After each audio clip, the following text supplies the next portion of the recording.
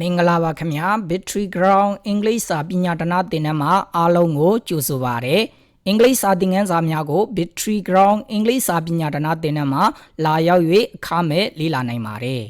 ။ဒီနေ့အင်္ဂလိပ်စာမှာအသုံးများတဲ့စကားလုံးလေးတစ်လုံးဖြစ်တဲ့ travel ဆိုတဲ့စကားလုံးလေးကိုအင်္ဂလိပ်စာရေးဖတ်ပြောမှာအထောက်အကူဖြစ်စေဖို့ရန်အတွက်ဆရာတို့လေ့လာမှတ်သားကြည့်ကြရအောင်။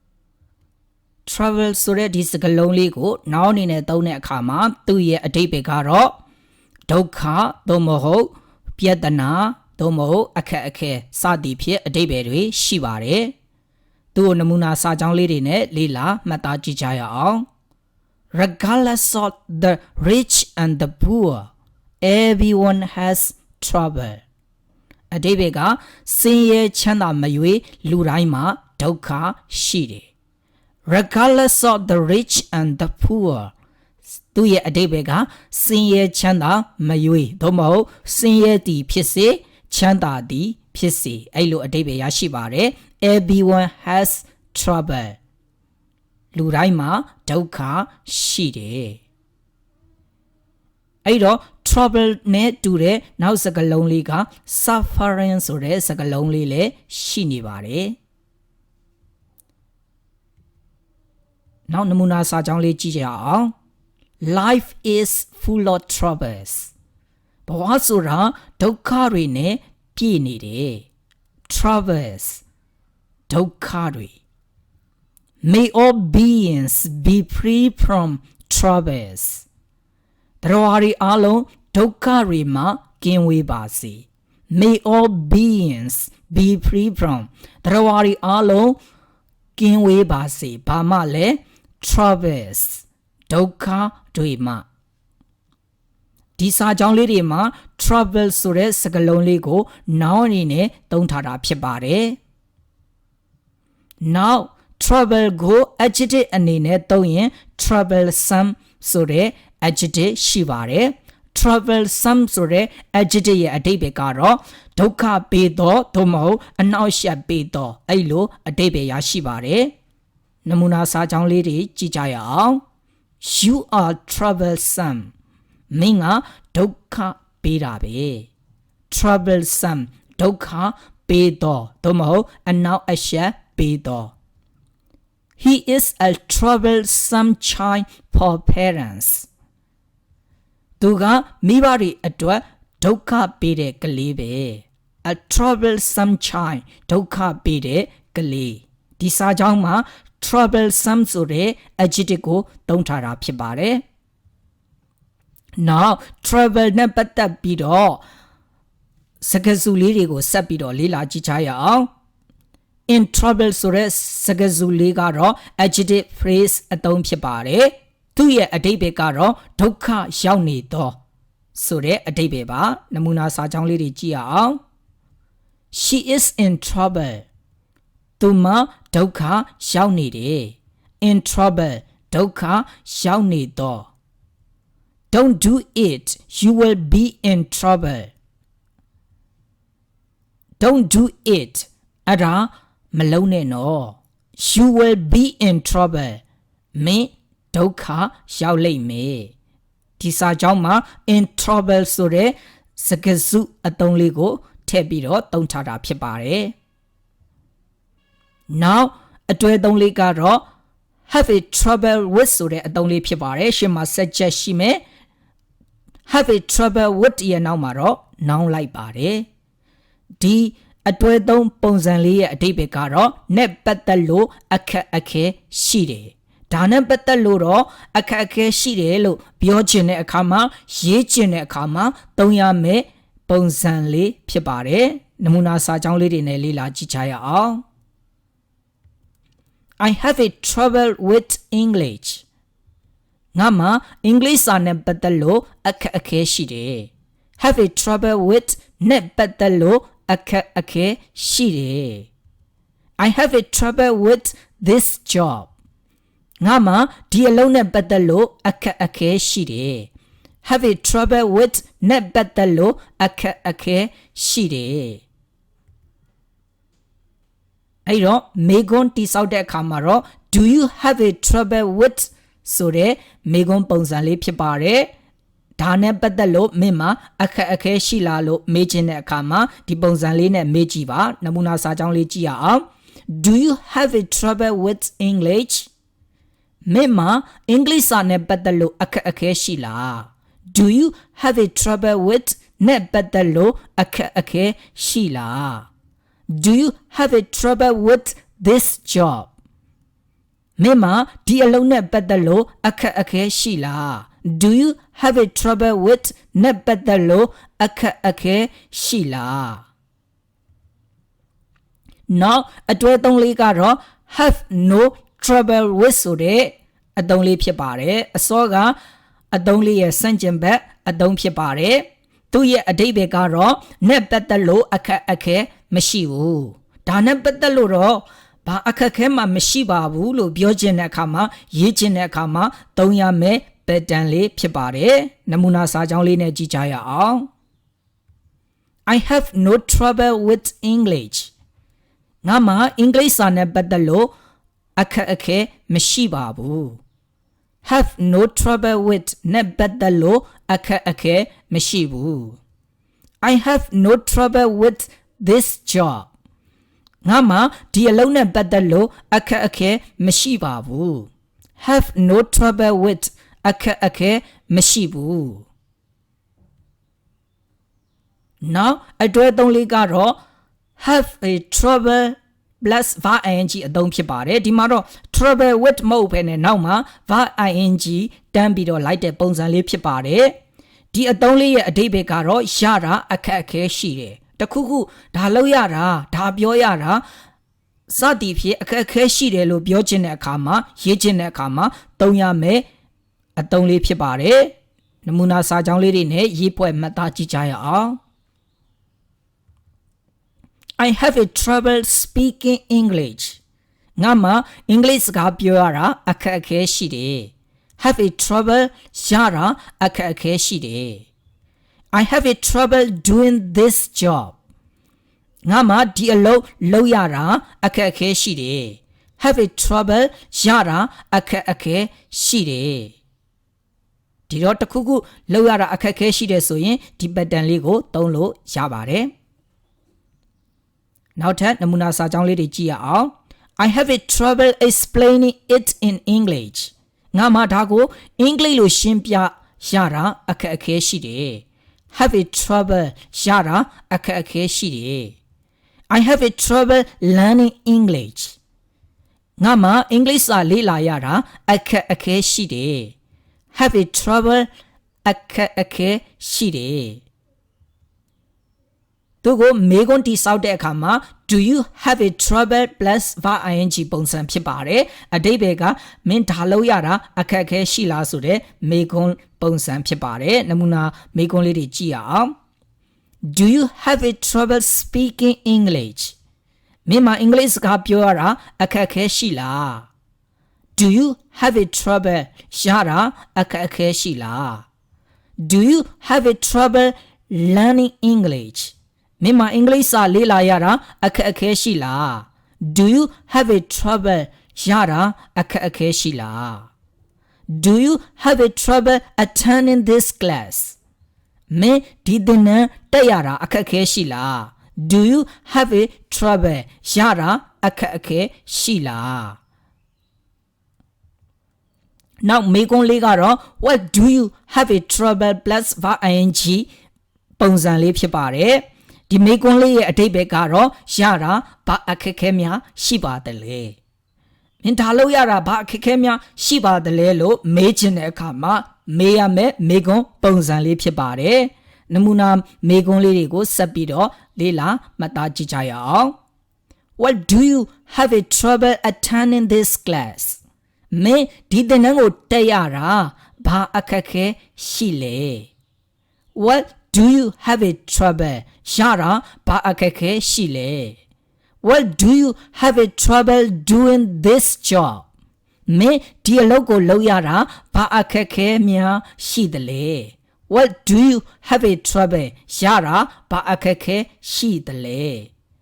What do you have a trouble working in Thailand မင်းထိုင်းမှာအလုပ်လုပ်ရတာဘာအခက်ခဲရှိတယ်လဲ What do you have a trouble ရတာဘာအခက်ခဲရှိတယ်လဲ Now အသုံးလေးကတော့ have no trouble ဆိုတဲ့အသုံးဖြစ်ပါတယ် subject plus have no trouble နောက်မှာတော့ ing လိုက်ပါတယ်အစောကပုံစံလေးရဲ့စန့်ကျင်ဘက်အသုံးဖြစ်ပါတယ်ဒါကြောင့်သူ့ရဲ့အဓိပ္ပာယ်ကရတာအခက်အခဲမရှိဘူးဒါလို့ရတာတော့အခက်အခဲမရှိပါဘူးလို့ပြောချင်တဲ့အခါမှာရေးချင်တဲ့အခါမှာသုံးရမယ် pattern လေးဖြစ်ပါတယ်နမူနာစာကြောင်းလေးတွေကြည့်ကြရအောင် I have no trouble speaking English ငါမှာအင်္ဂလိပ်စကားပြောရတာအခက်အခဲမရှိပါဘူး I have no trouble ရတာအခက်အခဲမရှိဘူး I have no trouble doing this job ငါမှာဒီအလုပ်ကိုလုပ်ရတာအခက်အခဲမရှိပါဘူး have no trouble ရတာအခက်အခဲမရှိဘူး I have no trouble attending this class ငါမှာဒီသင်တန်းတက်ရတာအခက်အခဲမရှိဘူး have no trouble အခက်အခဲမရှိဘူး I have no trouble working in Thailand ငါထိုင်းမှာအလုပ်လုပ်ရတာအခက်အခဲမရှိဘူး I have no trouble ရတာအခက်အခဲမရှိဘူးနောက်ထပ်အသုံးလေးတွေဆက်ပြီးတော့လေ့လာမယ်နောက်ထပ်အတွေ့အသုံးလေးက get into trouble ဆိုတဲ့အသုံးဖြစ်ပါတယ် get into ရဲ့ဂျာမှာ object ထည့်ပေးလို့ရပါတယ်အဓိပ္ပာယ်ကတော့ဒုက္ခရောက်အောင်လုပ်သည်ဒုက္ခရောက်စေသည်အဲ့လိုအဓိပ္ပာယ်တွေရရှိပါတယ်နမူနာစာကြောင်းလေးတွေလေ့လာကြရအောင် Don't get me into trouble ငါကိုဒုက္ခရောက်အောင်မလုပ်ပါနဲ့ Get me into trouble ငါကိုဒုက္ခရောက်အောင်လုပ်သည် Don't get your parents into trouble မင်းရဲ့မိဘတွေကိုဒုက္ခရောက်အောင်မလုပ်ပါနဲ့ Get your parents into trouble မိဘတွေဒုက္ခရောက်သည် Do you get me into trouble မင်းငါကိုဒုက္ခရောက်အောင်လုပ်နေတာလားဒီတော့ဒုက္ခရောက်အောင်လုပ်သည်ဆိုတဲ့ဘက်ကလေးကိုဒီနေရာမှာထည့်ပြီးတော့သုံးထားတာဖြစ်ပါတယ်နောက်အတွေ့အသုံးလေးက subject plus give object trouble ဆိုတဲ့အသုံးဖြစ်ပါတယ်သူ့ရဲ့အဓိပ္ပာယ်ကတော့ဒုက္ခပေးတယ်ဒါကတော့ငါကိုဒုက္ခပေးတယ်စသည်ဖြင့်ပြောခြင်းတဲ့အခါမှာရေးခြင်းတဲ့အခါမှာသုံးရမယ်အသုံးလေးဖြစ်ပါတယ်နမူနာစာကြောင်းလေးတွေလေ့လာကြည့်ကြရအောင် This subject gives me a lot of trouble ဒီဘာသာရပ်ကငါ့ကိုတော်တော်ဒုက္ခပေးတယ် gives me a lot of trouble ငါ့ကိုတော်တော်ဒုက္ခပေးတယ် Her son gives her a lot of trouble သူမရဲ့သားကသူမကိုတော်တော်ဒုက္ခပေးတယ် gives her a lot of trouble This guy gives me a lot of trouble ဒီကားကငါ့ကိုတော်တော်ဒုက္ခပေးတယ် gives me a lot of trouble ငါကိုတော်တော်ဒုက္ခပေးတယ်နောက်အသုံးကတော့ subject plus trouble object a lot ဆိုတဲ့အသုံးလေးဖြစ်ပါတယ်ဒီမှာတော့ trouble ကဘတ်အနေနဲ့သုံးတာဖြစ်ပါတယ်အဓိပ္ပာယ်ကတော်တော်ဒုက္ခပေးတယ်ဒါကတော့ငါကိုတော်တော်ဒုက္ခပေးတယ်ဆိုရင်ဒီ pattern လေးနဲ့ပြောလို့ရပါတယ်ရေးလို့ရပါတယ်နမူနာစာကြောင်းလေးတွေကြည့်ကြရအောင် You troubles me a lot မင်းကငါကိုတော်တော်ဒုက္ခပေးတာပဲ troubles me a lot This guy troubles me a lot ဒီကောင်ငါ့ကိုတော်တော်ဒုက္ခပေးတာပဲ troubles me a lot နောက်တစ်ကြောင်းကြည့်မယ် English troubles me a lot English စာကငါ့ကိုတော်တော်ဒုက္ခပေးတာပဲ troubles me a lot နောက်အသုံးလေးကတော့ take the trouble to bless ဘဝအသုံးလေးဖြစ်ပါတယ် subject plus take the trouble to bless ဘဝရဲ့အသုံးလေးကတော့အပင်ပန်းခံပြီးတော့လုပ်တယ်တခုခုအပင်ပန်းခံလုပ်တယ်ဆိုရင်ဒီ pattern လေးကိုသုံးလို့ရပါတယ်နမူနာစာကြောင်းလေးကြည့်ကြရအောင်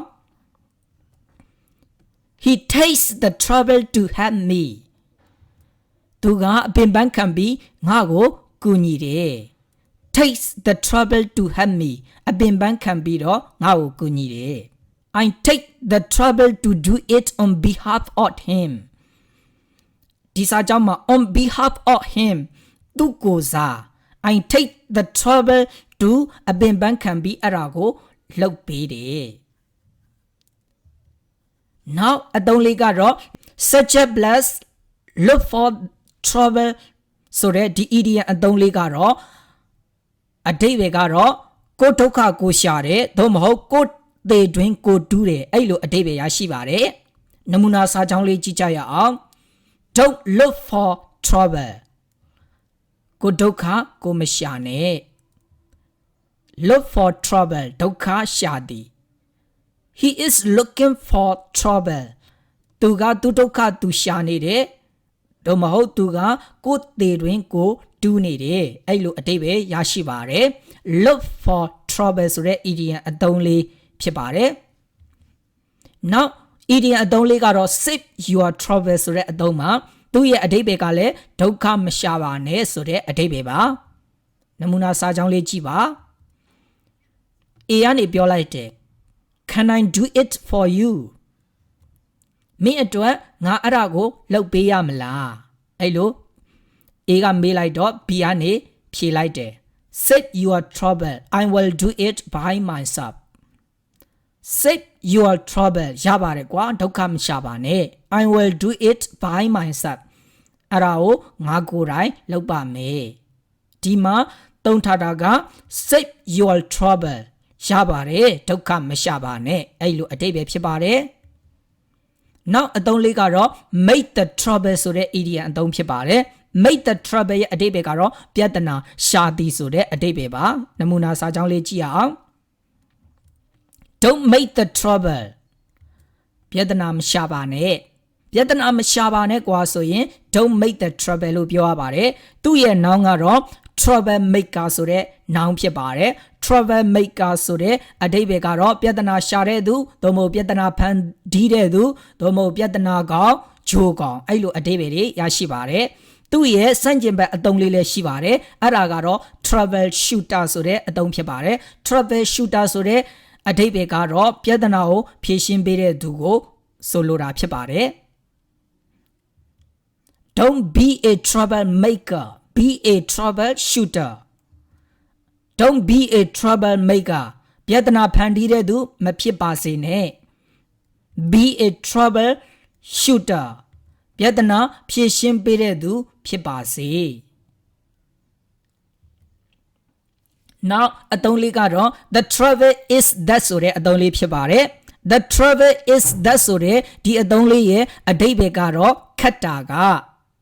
ဒါပဲစသည်ဖြစ်ပေါ့နော်ပြောချင်တဲ့အခါမှာရေးချင်တဲ့အခါမှာသုံးရမယ်